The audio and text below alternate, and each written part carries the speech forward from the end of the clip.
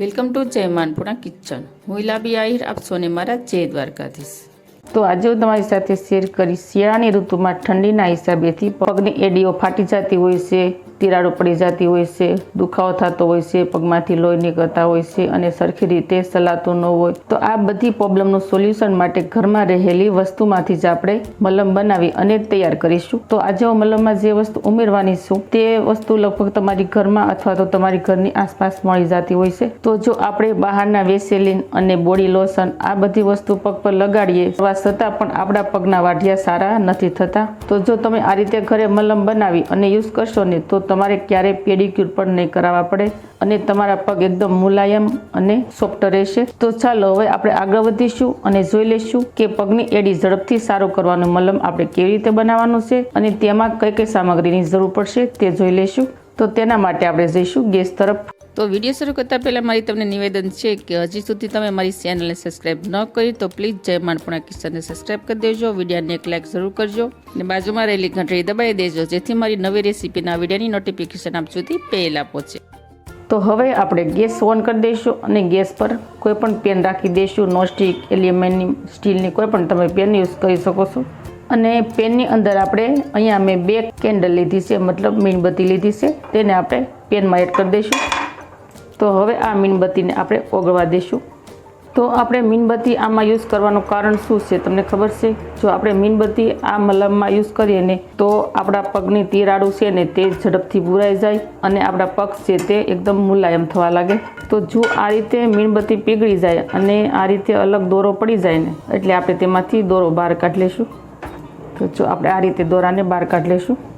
તો અહીંયા આપણી મીણબત્તી પેનમાં સરસ પીગળી ગઈ છે. હવે આમાં આપણે એડ કરી દઈશું પેરોસીટ ટોપરાનું તેલ. તો ટોપરાનું તેલ એડ કરવાથી પણ એડીને મુલાયમ રાખે છે. આમાં આપણે અંદાજે 3 ચમચી જેટલું કોપરેલનું તેલ એડ કરીશું. અને બીજું કે ટોપરાનું તેલ આપણે એડી પર બળતરા થતી મટાડે છે. તો વેસેલિન આપણે અડધી ચમચી એડ કરીશું. ત્યારબાદ લઈ લઈશું એલોવેરા જેલ. તો તમે એલોવેરા જેલની જગ્યાએ તમે એલોવેરાનો પલ્પ પણ એડ કરી શકો છો. તો એલોવેરા જેલ આપણે 1 ચમચી જેટલું લઈ લઈશું. એલોવેરા જેલ આપણે પેનમાં એડ કરી દઈશું. હવે આ એલોવેરા જેલને પણ આપણે આ રીતે મિક્સ કરી અને ઓગળવા દઈશું. તો જો તમે આ રીતે હોમમેડ ક્રીમ ઘરે બનાવી અને યુઝ કરશો તો તમને બહુ સરસ રિઝલ્ટ મળશે અને તમારા પગની પાનીઓ ક્યારેય નહીં ફાટે અને થોડા જ દિવસમાં તમને આનું રિઝલ્ટ મળી જશે અને તમારા પગની એડીઓ પણ એકદમ સ્મૂથ અને મુલાયમ થઈ જશે. તો શિયાળાની ઋતુમાં ઠંડીના હિસાબેથી તો પગની એડીઓ ફાટે છે, પરંતુ આપણે બહાર જઈએ છીએ, ધૂળ ઉડે, માટી લાગે પગે અથવા તો આપણે ઘરમાં ખુલ્લા પગે ચાલતા હોઈએ તો પણ શિયાળામાં એડી ફાટતી જ હોય છે.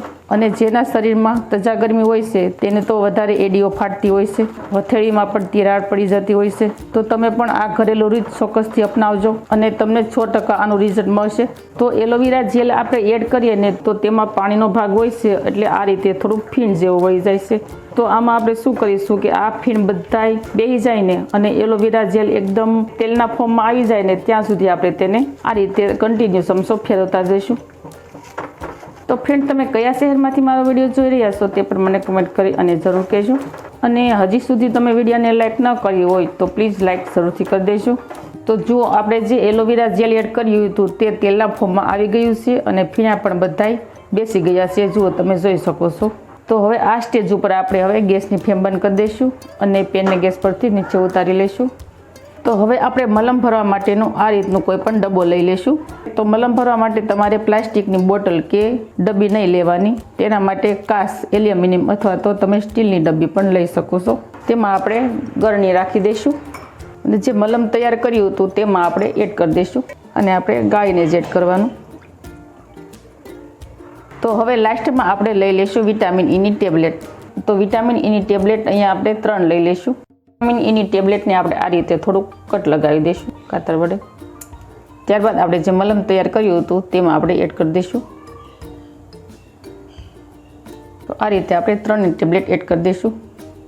તો વિટામિન ઈની ટેબ્લેટ એડ કરવાથી પણ આપણી પાણીને એકદમ મુલાયમ રાખશે અને જે આપણા વાઢિયા પગના હોય છે તેને દૂર કરવાનું કામ કરશે.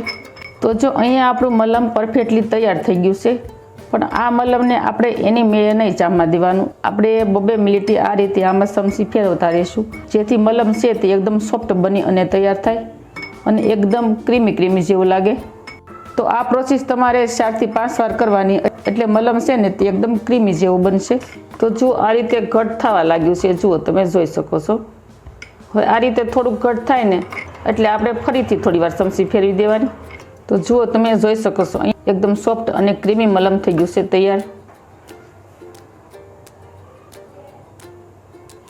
તો હવે આપણે તૈયાર થયેલા મલમને આપણે વાટકીમાં એડ કરી દઈશું.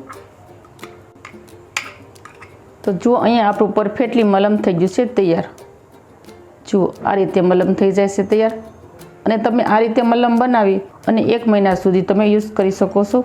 જો આ રીતે પગના વાઢિયા થઈ જતા હોય છે, તો જે જગ્યાએ તમારા પગ ફાટેલા હોય ત્યાં તમારે આ રીતે મલમ લગાડી દેવાનું.